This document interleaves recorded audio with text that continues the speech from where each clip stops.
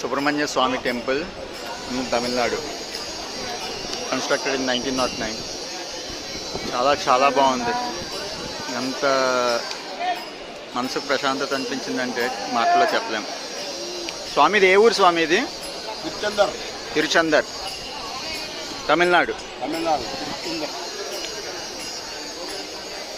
7 o'clockతో గుడి మూసేస్తారనమాట.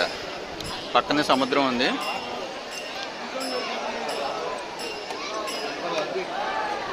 అద్భుతం.